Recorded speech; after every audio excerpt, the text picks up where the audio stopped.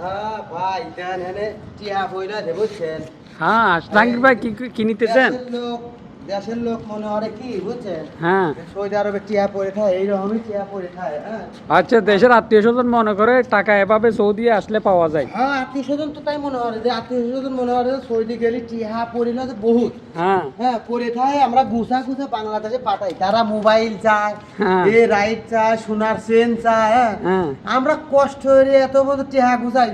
এরা মনে করে যে আমরা এখান থেকে টাকা আপনারা সিঁড়ে সিঁড়ে নেন। আমরা আজ পর্যন্ত ভালো একটা গেঞ্জি গাইতে পারি না আসলে টিয়া কথা দিয়ে কিনে। এই দেখেন অবস্থা। বুঝছেন হ্যাঁ। আজ পর্যন্ত ভালো একটা গেঞ্জি কিনতে পারি না এই হ্যাঁ। ফ্যামিলির জন্য। ফ্যামিলির এটা পূরণ হওয়া লাগে, ওটা পূরণ হওয়া লাগে, আত্মীয় স্বজন। আসলে ভাই আসলে আমার একটা মোবাইল দিস, দামিয়া মোবাইল কি যে আমরা সৌদি আরব টেহার গাছ লাগাইছি খালি হ্যাঁ। সেরো হ্যাঁ। খালি এসে এসে দেও। আমরা যে কষ্ট এত হরি, এই কষ্ট ওরা দেখে না তো। আসলে আসলে হ্যাঁ, ঠিক কষ্ট কথা। কোনোদিনও দেখে না।